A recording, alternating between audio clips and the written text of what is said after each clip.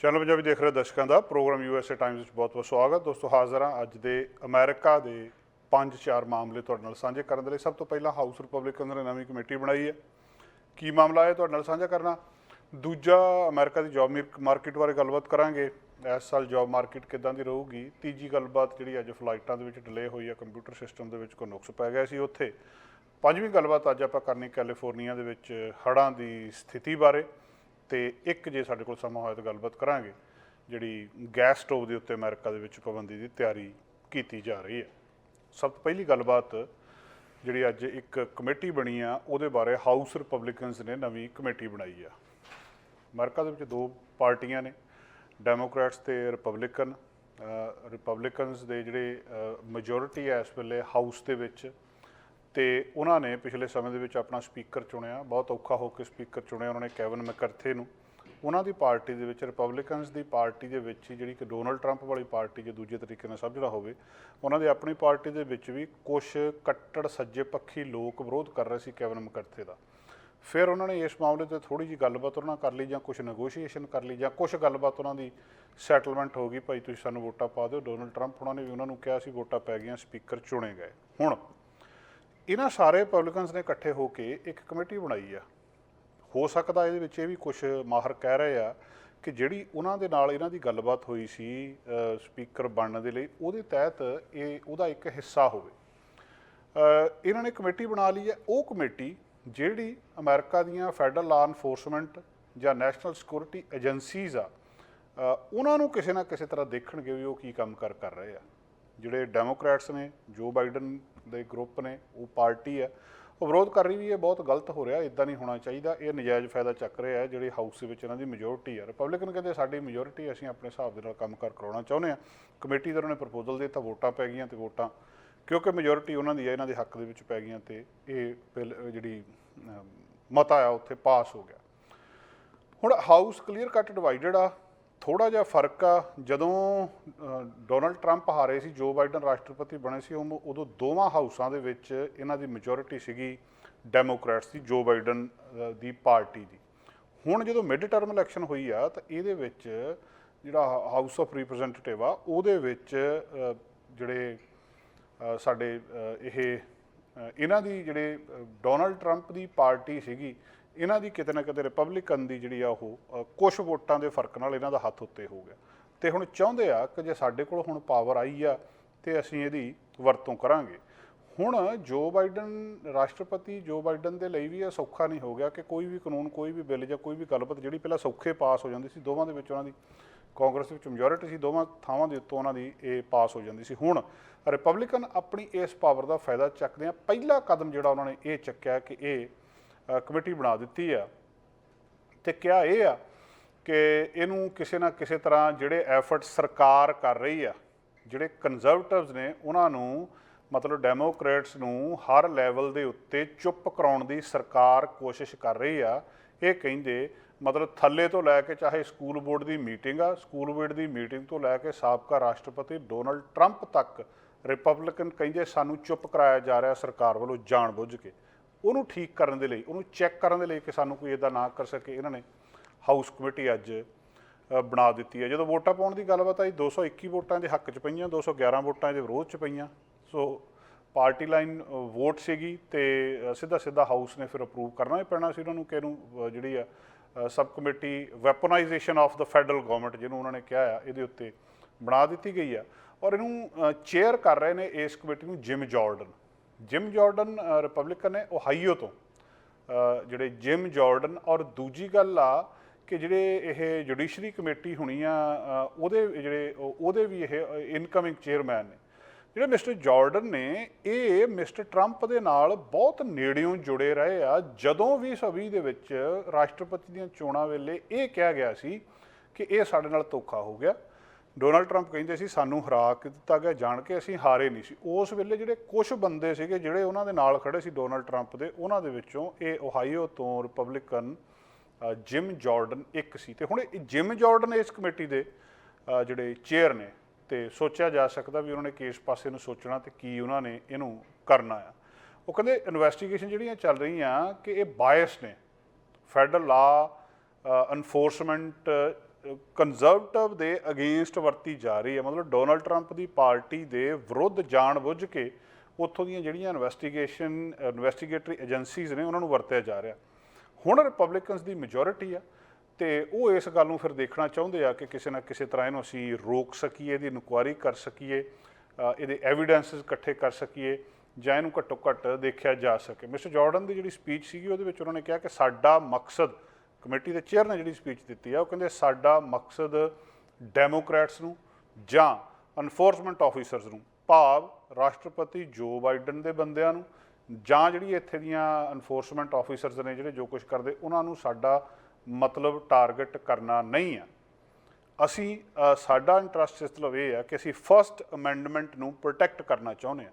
America ਦੇ ਵਿੱਚ first amendment ਦਾ ਮਤਲਬ ਉਹਨਾਂ ਦੀ ਆਜ਼ਾਦੀ ਤੋਂ ਸਿੱਧਾ ਸਿੱਧਾ ਲਾਇਆ ਜਾਂਦਾ ਤੇ ਹੁਣ ਉਹ ਕਰਦੇ ਅਸਲ ਦੇ ਵਿੱਚ ਕੀ ਆ ਇਹ ਕਿਸੇ ਨੂੰ ਨਹੀਂ ਪਤਾ। ਉਹ ਕਹਿੰਦੇ ਅਸੀਂ ਕਿਸੇ ਦੇ ਪਿੱਛੇ ਨਹੀਂ ਜਾ ਰਹੇ, ਅਸੀਂ ਸਿਰਫ ਜੋ ਗਲਤ ਹੋ ਰਿਹਾ ਉਹਨੂੰ ਰੋਕਣਾ ਚਾਹੁੰਦੇ ਹਾਂ ਤੇ ਉਹਨੂੰ ਰੋਕਣ ਦੇ ਲਈ ਅਸੀਂ ਇੱਕ ਕਮੇਟੀ ਬਣਾਈ ਹੈ।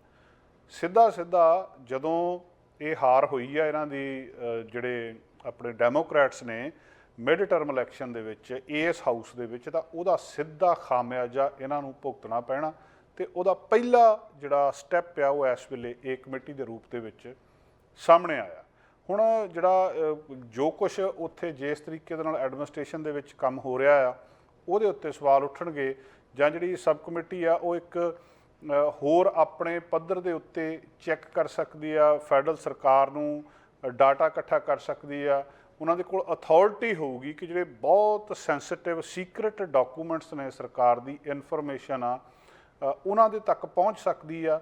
ਤੇ ਇਹਨੂੰ ਜਿਹੜੇ ਰਿਪਬਲਿਕਨਸ ਨੇ ਉਹਨਾਂ ਕੋਲ ਇੱਕ ਆਪਣਾ ਸਟਾਈਲ ਆ party the law and order ਦਾ ਪਿਛਲੇ ਸਾਲਾਂ ਦੇ ਵਿੱਚ, ਤੇ ਉਹਨੂੰ ਉਹ ਆਪਣੇ ਤਰੀਕੇ ਦੇ ਨਾਲ ਲੱਗਦਾ ਆ ਕਿ ਹੁਣ ਵਰਤੋਂ ਕਰਨਗੇ ਤੇ ਵੱਡੀਆਂ ਤਬਦੀਲੀਆਂ ਆਉਣ ਵਾਲੇ ਦਿਨਾਂ ਦੇ ਵਿੱਚ ਅਮਰੀਕਾ ਦੀ ਰਾਜਨੀਤੀ ਦੇ ਵਿੱਚ ਦੇਖਣ ਨੂੰ ਮਿਲਣਗੀਆਂ। ਨਾ ਸਿਰਫ ਰਾਜਨੀਤੀ ਦੇ ਵਿੱਚ ਸਗੋਂ ਬਾਕੀ ਤਾਣੇ ਬਾਣੇ ਦੇ ਵਿੱਚ, ਬਾਕੀ ਪ੍ਰਬੰਧ ਦੇ ਵਿੱਚ ਵੀ ਇਹ ਤਬਦੀਲੀਆਂ ਜਿਹੜੀਆਂ ਦੇਖਣ ਨੂੰ ਮਿਲ ਸਕਦੀਆਂ ਹੈ ਕਿ ਜਿਹੜੇ ਮਤਲਬ ਜਿਹੜੇ ਚਾਹੇ ਅਬੋਰਸ਼ਨ ਕਲੀਨਿਕ ਆ, ਚਾਹੇ ਸਕੂਲ ਬੋਰਡ ਦੀਆਂ ਮੀਟਿੰਗਸ ਆ, ਹਰ ਥਾਂ ਦੇ ਉੱਤੇ ਇਹਨਾਂ ਚੀਜ਼ਾਂ ਦਾ ਅਸਰ ਆਉਣ ਵਾਲੇ ਸਮੇਂ ਦੇ ਵਿੱਚ ਦੇਖਣ ਨੂੰ ਮਿਲੂਗਾ ਤੇ ਉਹਦਾ ਅਸਰ ਵੀ ਕੁਦਰਤੀ ਤੌਰ ਦੇ ਉੱਤੇ ਹੋਊਗਾ।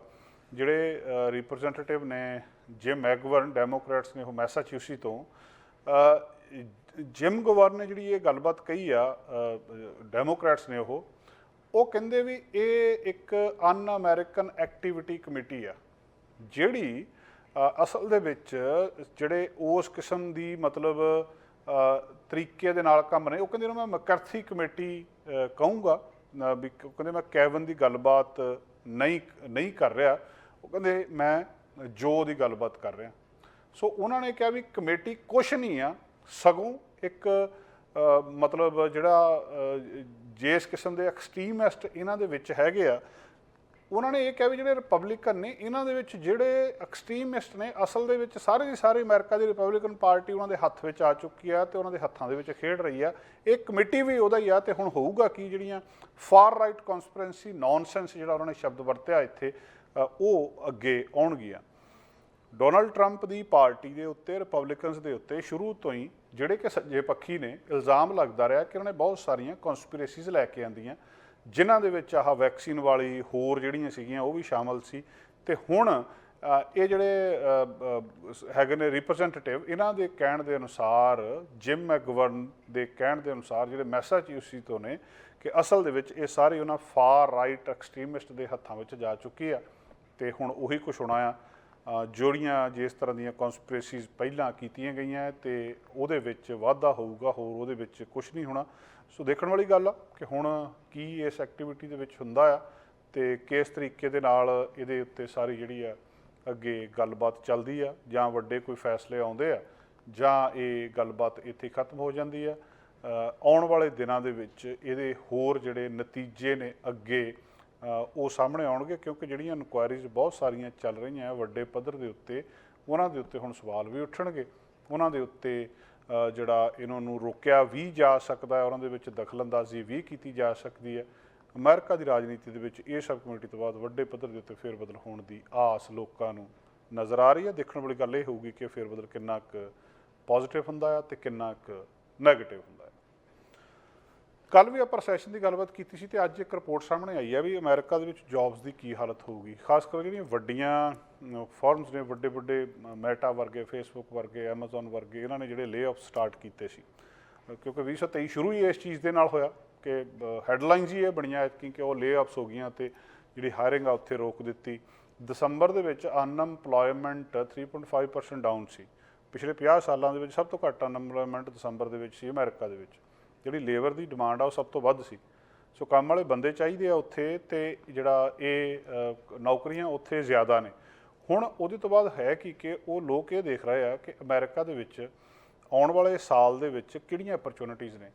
ਉੱਥੇ ਵੱਖ-ਵੱਖ ਖੇਤਰਾਂ ਦੇ ਵਿੱਚ ਨੌਕਰੀਆਂ ਦੀ ਹਾਲਤ ਬਦਲਦੀ ਰਹਿੰਦੀ ਹੈ।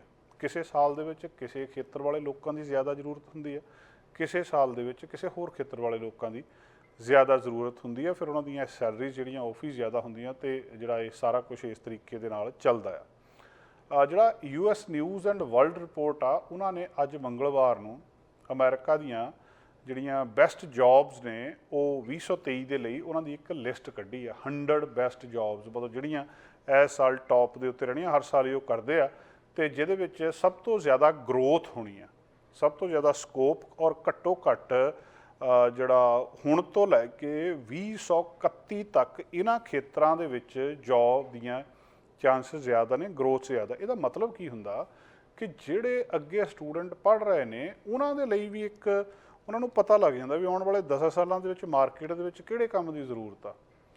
ਤੇ ਜਿਹੜੀਆਂ ਮਤਲਬ ਸਭ ਤੋਂ ਪਹਿਲੇ ਨੰਬਰ ਦੇ ਉੱਤੇ ਜਿਹੜੀ US news and world report ਆ, ਉਹਦੇ ਵਿੱਚ ਸੌਫਟਵੇਅਰ ਡਿਵੈਲਪਰ ਦੀ ਉਹਨਾਂ ਨੇ ਮੰਗ ਦੱਸੀ ਹੈ। ਲੰਬੇ ਸਮੇਂ ਤੋਂ ਇਹ ਮਤਲਬ ਇੱਕ ਤਰੀਕੇ ਦੇ ਨਾਲ ਰਾਜ ਕਰਦੇ ਆ, ਔਰ ਮੀਡੀਅਨ ਸੈਲਰੀ ਇਹਨਾਂ ਦੀ 1,20,000 ਘੱਟੋ ਘੱਟ ਦੱਸੀ ਜਾ ਰਹੀ ਆ।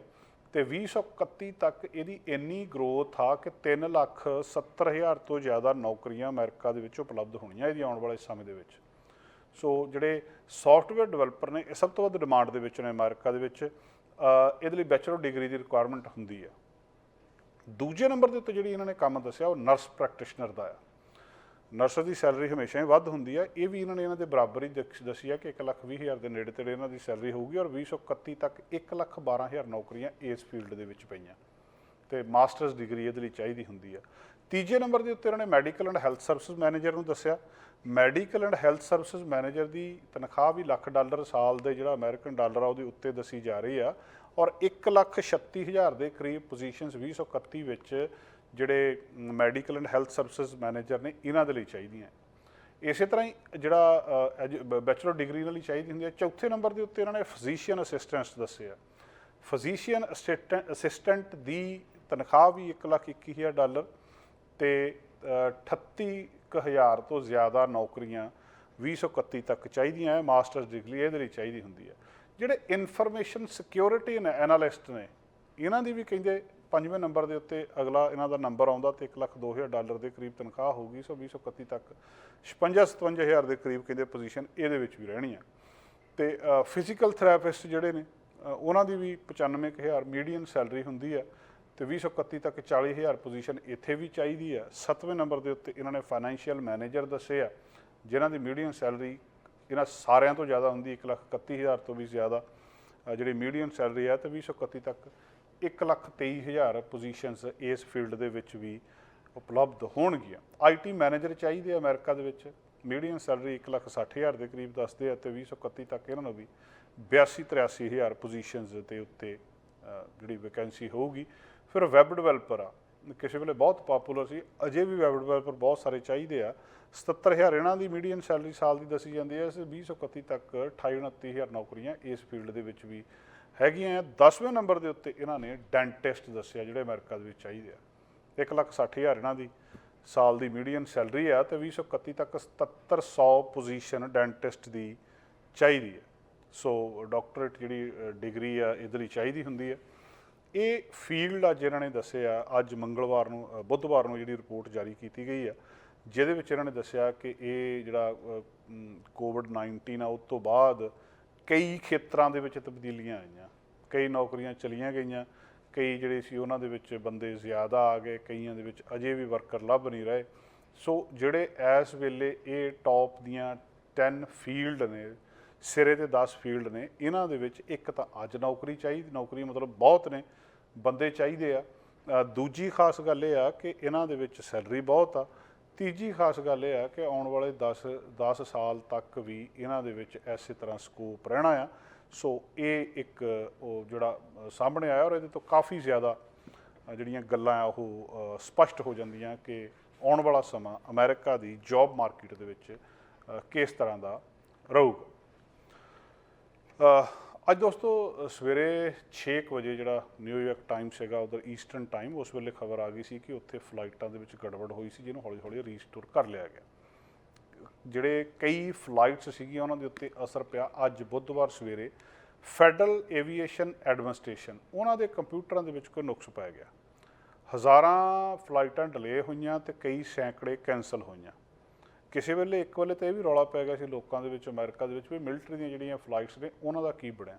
ਫਿਰ ਪਤਾ ਲੱਗਾ ਕਿ ਮਿਲਟਰੀ ਵਾਲੀਆਂ ਸਹੀ ਆ।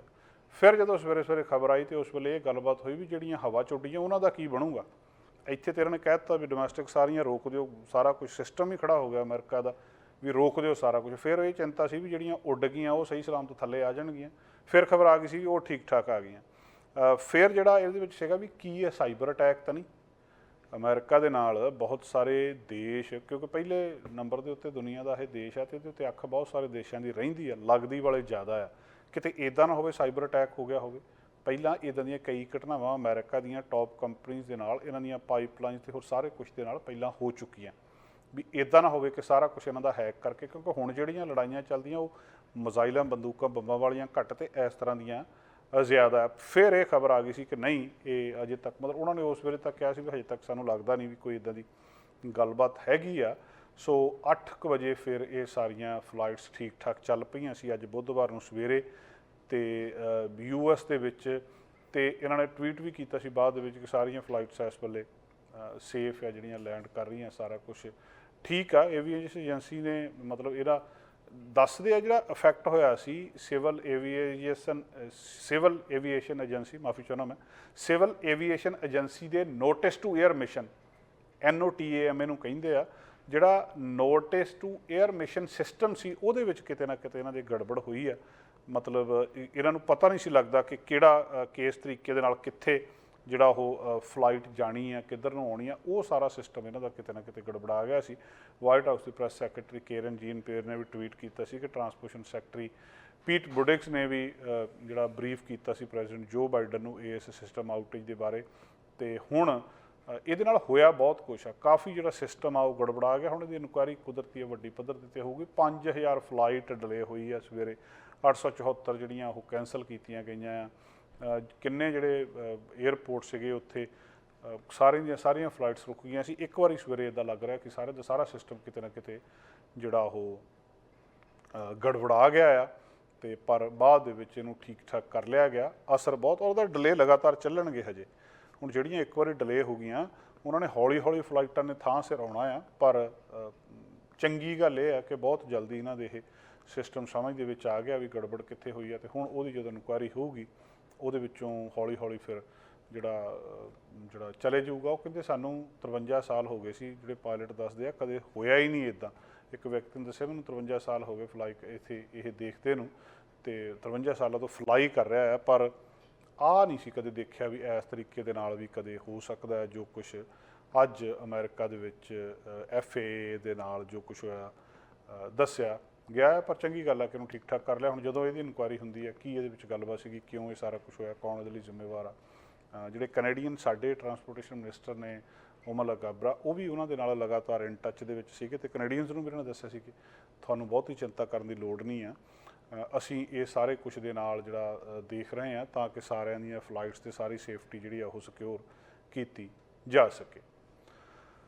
ਅਗਲੀ ਖਬਰ ਦੋਸਤੋ ਆਪਣੇ ਕੈਲੀਫੋਰਨੀਆ ਤੋਂ। ਕੈਲੀਫੋਰਨੀਆ ਦੇ ਵਿੱਚ ਮੀਂਹ ਲਗਾਤਾਰ ਪੈ ਰਹੇ ਆ। ਉੱਥੇ ਬਹੁਤ ਸਾਰੀਆਂ ਥਾਵਾਂ ਦੇ ਉੱਤੇ ਕੱਲ੍ਹ ਮੰਗਲਵਾਰ ਨੂੰ ਵੀ ਲਗਾਤਾਰ ਸਟਰੋਮ ਜਿਹੜੇ ਸੀਗੇ ਉਹ ਕਾਫੀ ਕੁਛ ਜਿਹੜਾ ਪਿੱਛੇ ਛੱਡ ਗਏ। ਤੇ ਸੜਕਾਂ ਲੈਂਡਸਲਾਈਡ, ਮਡ ਸਲਾਈਡ ਤੇ ਸਾਰੇ ਉੱਥੇ ਥਾਵਾਂ ਦੇ ਉੱਤੇ ਕਾਫੀ ਕੁਛ ਇਹਦੇ ਨਾਲ ਵਾਪਰਿਆ। ਅਜੇ ਵੀ 17 ਮੌਤਾਂ ਹੋਈਆਂ ਇਹ ਸਾਰੇ ਕੁਛ ਦੇ ਵਿੱਚ। ਹੁਣ ਉੱਥੇ ਹੌਲੀ ਹੌਲੀ ਸਾਰਾ ਕੁਛ ਠੀਕ ਠਾਕ ਹੋ ਰਿਹਾ ਆ। ਕੈਲੀਫੋਰਨੀਆ ਦੇ ਗਵਰਨਰ ਨੇ ਜਿਹੜੇ ਉਹਨਾਂ ਨੇ ਜਿਹੜੇ ਆਫਿਸਰ ਔਨ ਐਮਰਜੈਂਸੀ ਸਰਵਿਸਿਜ਼ ਉਹਨਾਂ ਨੇ ਕਨਫਰਮ ਕੀਤਾ ਸੀ ਕਿ 15 ਮੌਤਾਂ 9 ਕਾਊਂਟੀਜ਼ ਦੇ ਵਿੱਚ ਮੰਗਲਵਾਰ ਕੱਲ੍ਹ ਸਵੇਰ ਤੱਕ ਹੋਈਆਂ ਸੀ। 5 ਸੈਕਰਾਮੈਂਟੋ ਰੀਜਨ ਦੇ ਵਿੱਚ ਦੱਸੀਆਂ ਜਾ ਰਹੀਆਂ ਤੇ 2 ਲੋਕ ਜਿਹੜੇ ਆ ਕ੍ਰੈਸ਼ ਹੋਇਆ ਸੀ ਹਾਈਵੇ 99 ਤੇ ਵਿੱਚ ਵਜ਼ੈਲੀਆ ਦੇ ਵਿੱਚ ਕੈਲੀਫੋਰਨੀਆ ਦੇ ਵਿੱਚ ਜਿਹੜਾ ਫਰੈਜ਼ਨੋ ਤੇ ਬੇਕਰਫੀਲਡ ਦੇ ਵਿਚਕਾਰ ਆ, ਉੱਥੇ ਮੌਤ ਹੋਈ ਦੱਸੀ ਜਾ ਰਹੀ ਹੈ। ਬਾਕੀ ਥਾਵਾਂ ਦੇ ਉੱਤੇ ਵੀ ਜਿਹੜਾ ਕਾਫੀ ਤਬਾਹੀ ਹੋਈ ਹੈ। 2 ਲੱਖ ਦੇ ਕਰੀਬ ਕਸਟਮਰ ਜਿਹੜੇ ਆ ਉਹ ਬਿਨਾਂ ਪਾਵਰ ਤੋਂ ਆ, ਉੱਥੇ ਬਿਜਲੀ ਹੈ ਨਹੀਂ ਸੀ। ਇਸ ਗੱਲ ਨੂੰ ਲੈ ਕੇ ਵੀ ਕਾਫੀ ਚਿੰਤਾ ਆ। ਸਟੋਰਮ ਜਿਹੜਾ ਕਾਫੀ ਥਾਵਾਂ ਦੇ ਉੱਤੇ ਜਿਹੜਾ ਸੈਨ ਫਰਾਂਸਿਸਕੋ ਦੇ ਵਿੱਚ, ਸੈਂਟਾ ਬਾਰਬਰਾ ਦੇ ਵਿੱਚ, ਬਾਕੀ ਥਾਵਾਂ ਦੇ ਉੱਤੇ ਨੇ ਕਾਫੀ ਜ਼ਿਆਦਾ ਤਬਾਹੀ ਇਸ ਵੇਲੇ ਲਗਾਤਾਰ ਮਚਾਈ ਹੈ। ਬਹੁਤ ਸਾਰਾ ਇਲਾਕਾ ਇੱਥੇ ਕਿਉਂਕਿ ਸੋਕੇ ਦਾ ਮਾਰਿਆ ਆ, ਉੱਥੇ ਹੁਣ ਇਸ ਵੇਲੇ ਮੀਂਹ ਇੰਨੇ ਜ਼ਿਆਦਾ ਪੈ ਰਿਹਾ ਔਰ ਐਟਮੋਸਫੈਰਿਕ ਰਿਵਰ ਜਿਹੜੇ ਹਵਾ ਦੇ ਵਿੱਚ ਪੂਰਾ ਪਾਣੀ ਦਾ ਦਰਿਆ ਵਗਦਾ ਉਹ ਇੱਕਦਮ ਥੱਲੇ ਡਿੱਗ ਕੇ ਕਾਫੀ ਜ਼ਿਆਦਾ ਨੁਕਸਾਨ ਕਰ ਰਹੇ। ਅਗਲੀ ਖਬਰ ਦੋਸਤੋ, ਜਿਹੜਾ ਗੈਸ ਸਟੋਵ ਆ ਉਹਦੇ ਬਾਰੇ। ਖਾਣਾ ਪਕਾਉਣ ਦੇ ਲਈ ਤਰ੍ਹਾਂ ਦੇ ਟ੍ਰੈਂਡਸ ਜਿਹੜੇ ਆਏ ਆ, ਕਈ ਚੀਜ਼ਾਂ ਚੱਲਦੀਆਂ ਰਹੀਆਂ, ਜਿਹਦੇ ਵਿੱਚ ਸਭ ਤੋਂ ਪੋਪੂਲਰ ਇਹ ਰਿਹਾ ਕਿ ਥੱਲੇ ਜਿਹੜੀ ਗੈਸ ਆਉਂਦੀ ਹੈ ਆਪਣੇ ਕੋਲ, ਉਹਨੂੰ ਆਪਾਂ ਉਹ ਲਾਈਟਰ ਦੇ ਨਾਲ ਬਾਲਦੇ ਹਾਂ ਅਤੇ ਅੱਗ ਦੀ ਉਹ ਜਿਹੜੀ ਲਾਟ ਨਿਕਲਦੀ, ਫਲੇਮ ਨਿਕਲਦੀ ਹੈ ਅਤੇ ਉਹਦੇ ਨਾਲ ਕੁਕਿੰਗ ਕੀਤੀ ਜਾਂਦੀ ਹੈ। ਹੁਣ ਸਾਇੰਟਿਸਟ ਜਿਹੜਾ ਹਿਸਾਬ ਕਿਤਾਬ ਲਾ ਕੇ ਉਹਨੇ ਦੱਸਿਆ, ਕਹਿੰਦੇ ਬਹੁਤ ਖਤਰਨਾਕ ਆ। ਅਮਰੀਕਾ ਦੇ ਵਿੱਚ 40 ਮਿਲੀਅਨ ਘਰਾਂ ਦੇ ਵਿੱਚ ਹਜੇ ਵੀ ਇਹ ਸਟੋਵ ਵਰਤੇ ਜਾਂਦੇ। ਕਈ ਥਾਵਾਂ ਦੇ ਉੱਤੇ ਇੰਡਕਸ਼ਨ ਵਾਲੇ ਆ ਗਏ ਆ ਕਿ ਤੁਸੀਂ ਸਿਰਫ ਰੱਖਦੇ ਹੀ ਆ ਉਹ ਜਿਹੜੇ ਇਲੈਕਟ੍ਰਿਕ ਪਲੇਟਸ ਜਾਂ ਹੋਰ ਕਈ ਕੁਛ ਆ। ਜਿਹੜੇ ਗੈਸ ਸਟੋਵ ਨੇ ਅਮਰੀਕਾ ਦੇ ਵਿੱਚ 40 ਮਿਲੀਅਨ ਘਰਾਂ ਦੇ ਵਿੱਚ ਇਸ ਵੇਲੇ ਦੱਸੇ ਜਾ ਰਹੇ, ਕਹਿੰਦੇ ਸਭ ਤੋਂ ਖਤਰਨਾਕ ਚੀਜ਼ ਆ ਅਤੇ ਇਹਨੂੰ ਹੁਣ ਹੌਲੀ ਹੌਲੀ ਪਾਸੇ ਕੀਤਾ ਜਾ ਰਿਹਾ ਹੈ ਕਿ ਇਹਨੂੰ ਖਤਮ ਕਰ ਦਿੱਤਾ ਜਾਵੇ ਇਸ ਟ੍ਰੈਂਡ ਨੂੰ। ਕੈਨੇਡਾ ਵੀ ਕਿਤੇ ਨਾ ਕਿਤੇ ਇਹਨੂੰ ਫੋਲੋ ਕਰੂਗਾ ਆਉਣ ਵਾਲੇ ਸਮੇਂ ਵਿੱਚ। ਇਹਦੇ ਵਿੱਚੋਂ ਕਹਿੰਦੇ ਜ਼ਹਿਰੀਲੇ ਫਿਊਮਸ ਨਿਕਲਦੇ ਆ, ਜਿਹੜੇ ਜਿੱਦਾਂ ਹਵਾ ਦੇ ਵਿੱਚ ਨਮੀ ਹੁੰਦੀ ਆ ਨਾ, ਉਹਦੇ ਫਿਊਮਸ ਨੇ ਜਿਹੜੇ ਉਹ ਨਿਕਲਦੇ ਆ ਅਤੇ ਜਿਹੜੇ ਫਿਰ ਵੱਡਾ ਨੁਕਸਾਨ ਇਸ ਵੇਲੇ ਪਹੁੰਚਾ ਰਹੇ ਆ। ਬਹੁਤ ਸਾਰੀਆਂ ਥਾਵਾਂ ਦੇ ਉੱਤੇ ਜਿਵੇਂ ਲਾਸ ਐਂਜਲਸ ਆ, ਸਿਆਟਲ ਆ, ਨਿਊਯਾਰਕ, ਉਹਨਾਂ ਨੇ ਪਹਿਲਾਂ ਹੀ ਇਹ ਜਿਹੜੇ ਗੈਸ ਸਟੋਵ ਇਹਨਾਂ ਤੋਂ ਪਾਸੇ ਹੋਣਾ ਸ਼ੁਰੂ ਹੋ ਗਏ ਆ ਉਹ, ਕਿ ਨਵੇਂ ਘਰ ਜਾਂ ਅਪਾਰਟਮੈਂਟ ਦੇ ਵਿੱਚ ਨਹੀਂ ਲੱਗਦੇ ਹੁਣ, ਪਰ ਜਿੱਥੇ ਕਿਤੇ ਵੀ ਹੈਗੇ ਉਹਨੂੰ ਬੰਦ ਕੀਤਾ ਜਾ ਰਿਹਾ। ਇਹਦੇ ਵਿੱਚੋਂ ਖਤਰਨਾਕ ਜਿਹੜੀਆਂ ਗੈਸਿਸ ਨੇ, ਉਹ ਕੈਮੀਕਲਸ ਨੇ ਜਿਹੜੇ ਬਾਹਰ ਨਿਕਲ ਰਹੇ ਆ। ਖਾਸ ਕਰ ਜਿਹੜੇ ਛੋਟੇ ਨਿਆਣਿਆਂ ਦੇ ਵਿੱਚ ਅਸਥਮਾ ਦੀ ਪ੍ਰੋਬਲਮ ਆਉਂਦੀ ਆ, ਉਹ ਪੰਪ ਜਿਹਾ ਦੇ ਦਿੰਦੇ ਆ ਤੁਹਾਨੂੰ ਵੀ, ਕੋਈ ਜਦੋਂ ਉਹਨਾਂ ਨੂੰ ਦਮਾ ਹੋ ਜਾਂਦਾ ਹੈ। ਉਹਦੇ ਵਿੱਚ ਕਹਿੰਦੇ ਨਾਈਟ੍ਰੋਜਨ ਡਾਈਆਕਸਾਈਡ ਅਤੇ ਕਾਰਬਨ ਮੋਨੋਆਕਸਾਈਡ ਅਤੇ ਫਾਰਮੈਲਡੀਹਾਈਡ, ਇਹ 3 ਜਿਹੜੇ ਉਹਨਾਂ ਨੇ ਕੈਮੀਕਲ ਦੱਸਿਆ ਤੁਹਾਡੇ ਲੰਗਸ ਦੇ ਵਿੱਚ ਚਲੇ ਜਾਂਦੇ ਆ। ਫਾਰਮੈਲਡੀਹਾਈਡ, ਕਾਰਬਨ ਮੋਨੋਆਕਸਾਈਡ, ਕਾਰਬਨ ਡਾਈਆਕਸਾਈਡ, ਔਰ ਇਹ ਜ਼ਹਿਰਾਂ ਨੇ ਸਾਰੀਆਂ। ਕਾਰਬਨ ਮੋਨੋਆਕਸਾਈਡ ਥੋੜ੍ਹਾ ਜਿਹਾ ਲੰਬਾ ਸਮਾਂ ਤੁਹਾਡੇ ਬਲੱਡ ਦੇ ਵਿੱਚ ਚਲੇ ਜਾਵੇ, ਜਿੱਥੇ ਬਲੱਡ ਦੇ ਨਾਲ ਆਕਸੀਜਨ ਨੇ ਮਿਲਣਾ ਆ, ਉੱਥੇ ਜਾ ਕੇ ਕਾਰਬਨ ਅਟੈਚ ਹੋ ਜਾਂਦੀ, ਬੰਦਾ ਕੁਛ ਮਤਲਬ ਥੋੜ੍ਹੇ ਸਮੇਂ ਦੇ ਵਿੱਚ ਹੀ ਮੌਤ ਵੀ ਹੋ ਜਾਂਦੀ ਹੈ ਇਹਦੇ ਨਾਲ। ਪਰ ਜਦੋਂ ਥੋੜ੍ਹੀ ਤੁਹਾਡੇ ਬੋਡੀ ਦੇ ਅੰਦਰ ਜਾਈ ਜਾਂਦੀ ਹੈ ਤਾਂ ਜਿਹੜੀ ਉਹ ਤੁਹਾਡੀ ਬਲੱਡ ਦੀ ਆਕਸੀਜਨ ਕੈਰਿੰਗ ਕਪੈਸਿਟੀ ਆ ਉਹ ਘਟ ਜਾਂਦੀ ਹੈ। ਸਾਇੰਟਿਸਟ ਕਹਿੰਦੇ ਦਮਾ ਹੁੰਦਾ ਇਹਦੇ ਨਾਲ। ਸੋ ਹੁਣ ਖਾਸ ਕਰ ਜਿਹੜੀ ਇਹ ਨਾਈਟ੍ਰੋਜਨ ਡਾਈਆਕਸਾਈਡ ਦੱਸੀ ਜਾ ਰਹੀ, ਇਹ ਬੱਚਿਆਂ ਦੇ ਵਿੱਚ ਦਮੇ ਲਈ ਕਹਿੰਦੇ ਜ਼ਿੰਮੇਵਾਰ। ਅਤੇ ਹੁਣ ਸਟੱਡੀ ਵੀ ਇਹਦੇ 'ਤੇ ਕੀਤੀ ਗਈ ਹੈ ਬਹੁਤ ਸਾਰੇ ਥਾਵਾਂ ਦੇ ਉੱਤੇ ਜਿੱਥੇ ਇਹ ਗੈਸ ਸਟੋਵ ਸੀਗੇ, ਉਹਨਾਂ ਸਾਰਿਆਂ ਦੇ ਨਿਆਣੇ ਲਿਆ ਕੇ ਸਟੱਡੀ ਕੀਤੀ ਵੀ ਕਿੰਨਿਆਂ ਨੂੰ ਦਮਾ ਹੁੰਦਾ ਆ। ਅਤੇ 42% ਜਿਹੜੇ ਉੱਥੇ ਦੱਸਦੇ ਆ ਕਿ ਜਿਹੜੇ ਐਸਥਮਾ ਹੈਗਾ ਉੱਥੇ ਵੱਧ ਗਿਆ। ਦੂਜੇ ਥਾਵਾਂ ਦੇ ਉੱਤੇ ਰਿਸਕ ਜਿਹੜਾ ਵੱਧ ਗਿਆ। ਹੁਣ ਹੌਲੀ ਹੌਲੀ ਇਹਨੂੰ ਰਿਮੂਵ ਕੀਤਾ ਜਾ ਰਿਹਾ। ਪਹਿਲਾਂ ਜਿਹੜੀ ਚੀਜ਼ ਲੰਬਾ ਸਮਾਂ ਚੱਲਦੀ ਰਹਿੰਦੀ ਹੈ, ਫਿਰ ਇੱਕ ਸਮੇਂ 'ਤੇ ਆ ਕੇ ਸਾਇੰਟਿਸਟ ਖੋਜ ਕਰਦੇ ਆ ਅਤੇ ਲੋਕਾਂ ਨੂੰ ਫਿਰ ਦੱਸਦੇ ਵੀ ਆਹ ਚੀਜ਼ ਖਤਰਨਾਕ ਆ। ਫਿਰ ਜਿਹੜੀ ਦੂਜੀ ਚੱਲਦੀ ਹੁੰਦੀ ਕਿਸੇ ਸਮੇਂ 'ਤੇ ਜਾ ਕੇ ਉਹਦੇ ਬਾਰੇ ਪਤਾ ਲੱਗਦਾ ਵੀ ਇਹ ਵੀ ਖਤਰਨਾਕ ਆ। ਸਿਲਸਿਲਾ ਇਸੇ ਤਰ੍ਹਾਂ ਚੱਲੀ ਜਾਂਦਾ। ਦੋਸਤੋ, ਅੱਜ ਦਾ ਪ੍ਰੋਗਰਾਮ ਇੱਥੇ ਸਮਾਪਤ ਕਰਦੇ ਹਾਂ। USA ਟਾਈਮਜ਼ ਦੇ ਵਿੱਚ ਰੋਜ਼ਾਨਾ ਅਸੀਂ 4-5 ਮਾਮਲੇ ਅਮਰੀਕਾ ਦੇ ਜਿਹੜੇ ਉਸ ਦਿਨ ਦੇ ਮਾਮਲੇ ਹੁੰਦੇ ਆ, ਸਿਰਫ ਅਮਰੀਕਾ ਦੀਆਂ ਜਿਹੜੀਆਂ ਵੱਡੀਆਂ ਖਬਰਾਂ ਹੁੰਦੀਆਂ ਜਾਂ ਤੁਸੀਂ 5-10 ਅਖਬਾਰਾਂ ਦੇਖਦੇ ਆ, ਉਹਨਾਂ ਸਾਰਿਆਂ ਦੇ ਵਿੱਚ ਜਿਹੜੀਆਂ 4-5 ਸੁਰਖੀਆਂ ਹੁੰਦੀਆਂ ਉਹ ਤੁਹਾਡੇ ਤੱਕ ਲੈ ਕੇ ਅਸੀਂ ਰੋਜ਼ਾਨਾ ਹਾਜ਼ਰ ਹੁੰਦੇ ਹਾਂ। ਅੱਜ ਦਾ ਪ੍ਰੋਗਰਾਮ ਇੱਥੇ ਸਮਾਪਤ ਕਰਦੇ ਹਾਂ। ਕੱਲ੍ਹ ਫਿਰ ਤੁਹਾਡੇ ਨਾਲ ਮੁਲਾਕਾਤ ਹੋਏਗੀ। ਸਾਡਾ ਹਰ ਇੱਕ ਪ੍ਰੋਗਰਾਮ ਦੇਖਣ ਤੇ ਸਾਡੇ ਨਾਲ ਜੁੜਨ ਲਈ ਸਬਸਕ੍ਰਾਈਬ ਕਰੋ ਚੈਨਲ ਪੰਜਾਬੀ ਤੇ ਨੋਟੀਫਿਕੇਸ਼ਨ ਲਈ ਬੈਲ ਆਈਕਨ ਵਾਲੇ ਬਟਨ ਤੇ ਕਲਿੱਕ ਕਰੋ।